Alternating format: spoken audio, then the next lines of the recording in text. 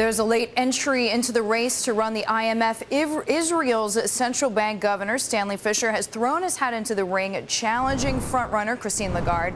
Bloomberg's chief Washington correspondent Peter Cook has more on Fischer's impressive fan club on Capitol Hill. So, Peter, it may be a long shot, but it certainly makes the race more interesting.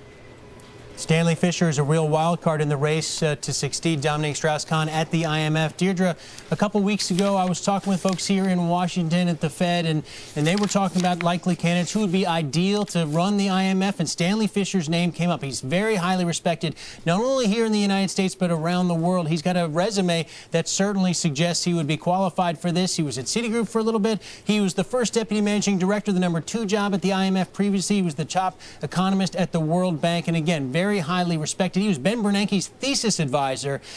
He is certainly someone who knows economics, and that is one thing that he is trying to play to in his bid here, that he is a true economist, whereas Christine Lagarde, the frontrunner, the French finance minister, is a trained lawyer.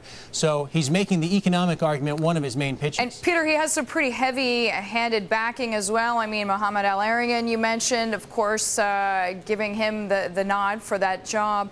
He's also, though, Stanley Fischer, a little bit old for this position, right?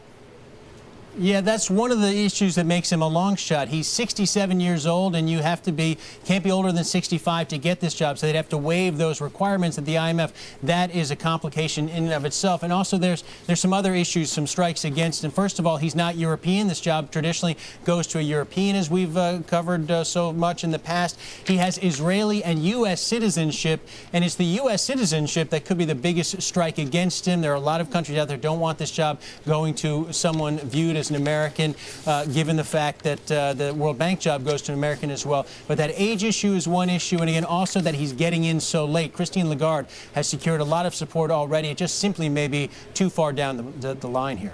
Peter, you mentioned the timing. Most people still think it's Lagarde's race to lose, though, right?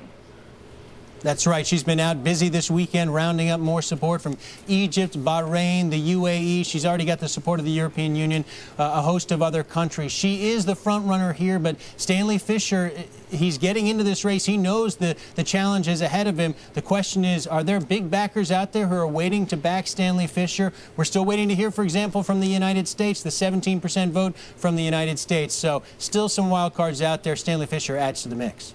Peter, thanks so much. Peter Cook joining us there from Washington, D.C.